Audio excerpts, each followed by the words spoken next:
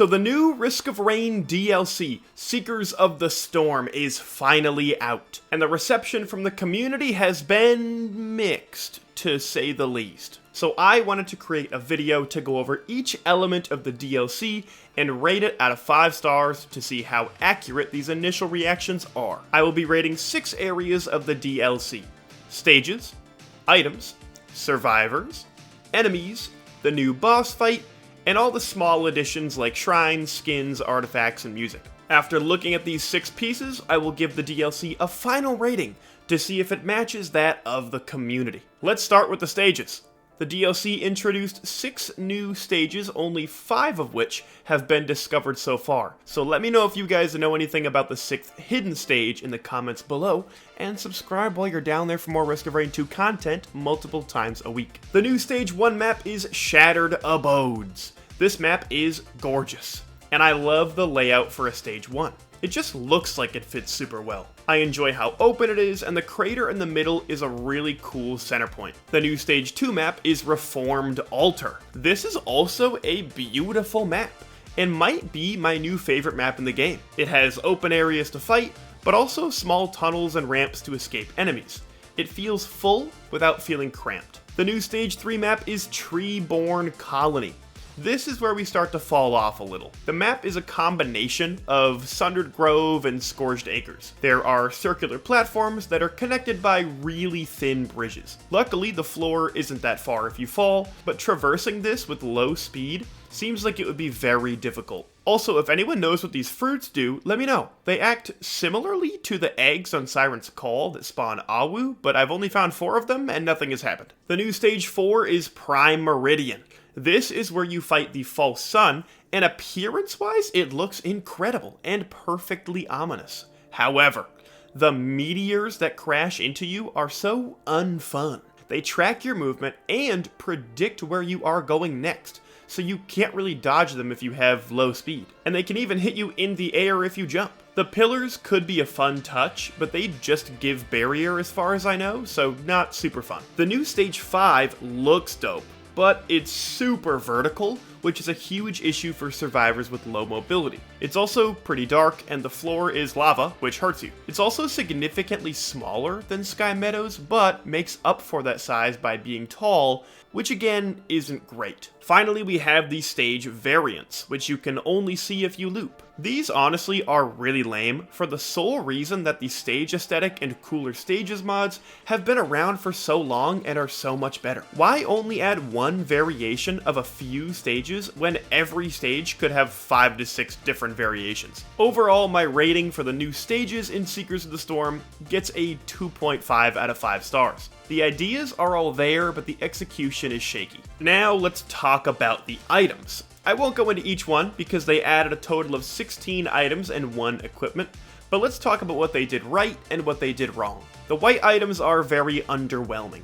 Things like knocking enemies into the air is kind of useless. I don't recall one time when I was fighting something and thinking, man, wish I could fight this but 5 feet higher. The green items are solid. The Sail Star is fun to be able to use on large chests and increase the chance for reds, and the prayer beads are a cool idea for an item storing stats until scrapped. The red items get a little funky. On one hand, we have the Sonorous Whispers, which essentially turns your run into an elite-based sacrifice run. But on the other hand, you have War Bonds, which gives you 3 chests worth of gold when you start a stage. That one might give Aegis a run for its money. The new Lunar?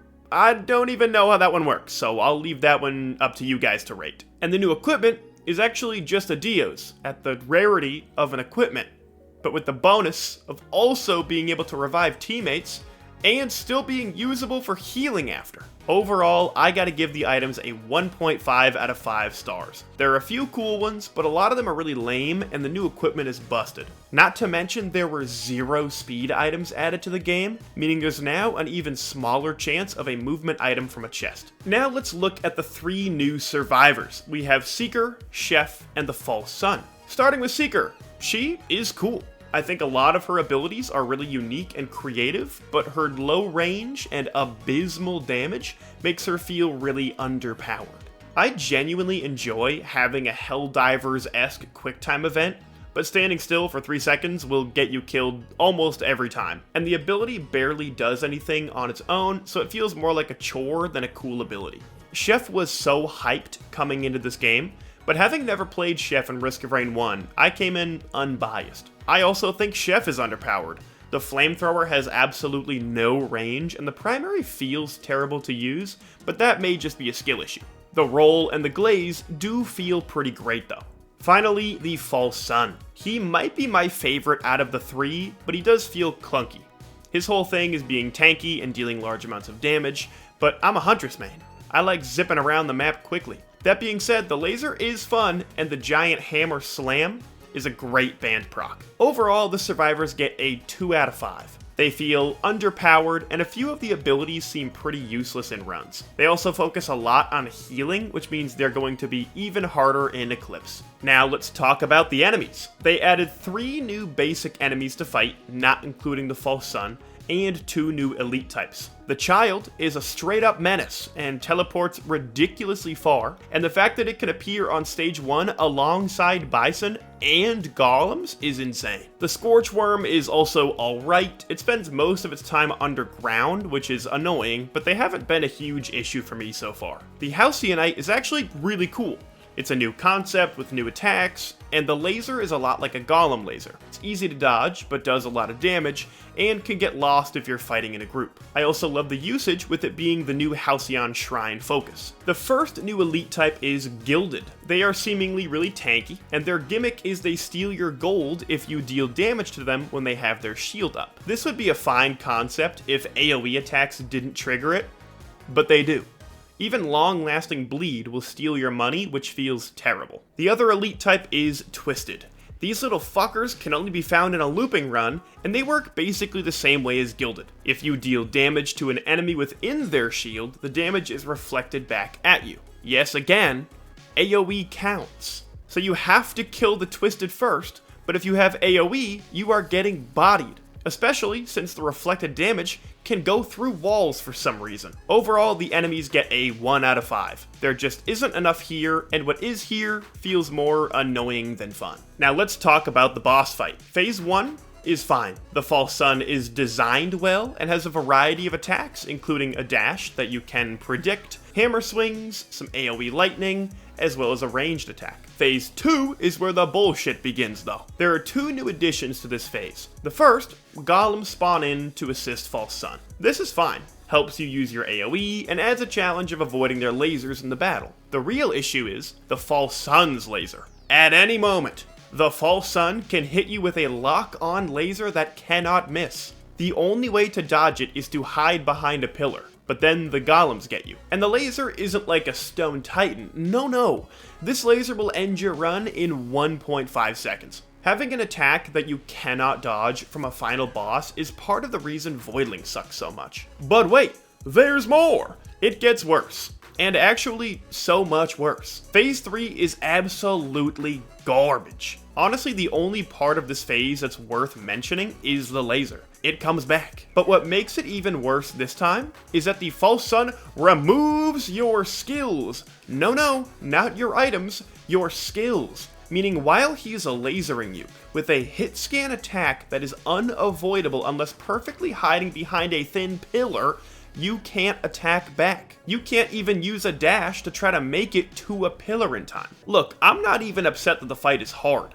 It could be a super easy fight, but stealing the player's abilities and equipment, leaving them to only move around and jump, is simply unfun. You have to hit a gold pillar to get your skills back, and those respawn after some time if you hit them, so you may be stuck waiting behind a pillar for a bit during what is supposed to be a fun and engaging boss fight. Overall, the False Sun gets a 1 out of 5 stars. The laser is lame, due to it being a perfect lock-on, and taking your abilities sucks more fun out of it. Finally, let's quickly talk about the little additions. First, the new shrines. The green shrine brings you on the path of the Colossus. It has a cool charging sequence with feeding it money, then battling a Halcyonite. The Shrine of Shaping cuts your health by 30% just like Curse would, and gives you a free life that stage. This shrine seems crazy overpowered, but whatever. Next, the new artifact allows you to pick an item to start all of your runs with. That's fine, but doesn't really change much. The new mastery skins for each survivor are actually really great. Some of them really upgrade the look of the survivors, so we are definitely gaining bonus points there. Finally, the music.